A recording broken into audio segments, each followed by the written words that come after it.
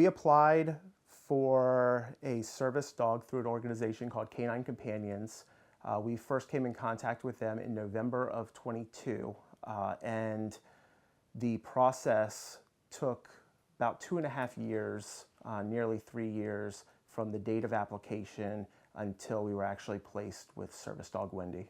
We wanted a service dog to help mitigate Charlie's symptoms from autism and panic disorder. And through a lot of research and communication with not just Canine Companions, but other service dog organizations prior to completing the application, we learned all of the benefits of a service dog and how they help individuals with all different types of disabilities. And when you think of a service dog, a lot of people think of a CNI dog for the blind, or a dog for someone that is deaf or wheelchair bound. There's a wide range of service dogs, and they serve individuals with autism and other psychological disabilities to help mitigate their symptoms.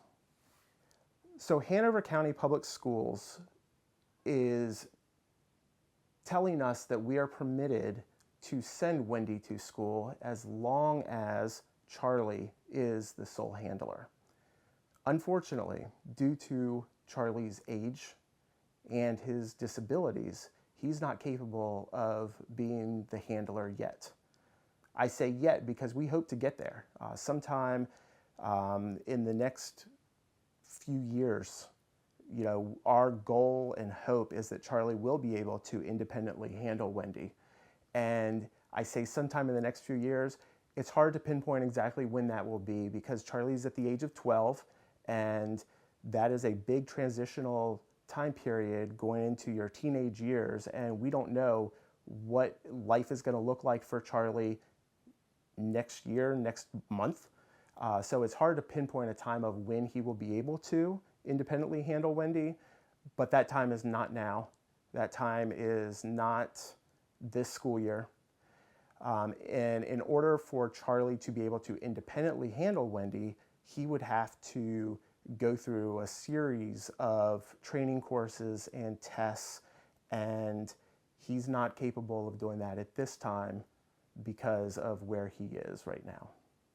So when we graduated from Canine Companions, we graduated as what's called a facilitated team. It's also known as a 3-unit team. And that means at all times going into public spaces, we need to have Wendy, the service dog, Charlie, the recipient, and then a trained handler or a facilitator. And right now, the only trained adult handlers for Wendy is myself or my wife, Angie. So when we go into a restaurant, it has to be all 3 of us, or Charlie, Wendy, and Angie. And that's essential for public access where pet dogs are not allowed. That's the other thing to remember. Wendy is not a pet. She is not an emotional support dog. She is a fully trained service dog, and she's permitted to go into public spaces where pet dogs or emotional support dogs aren't allowed.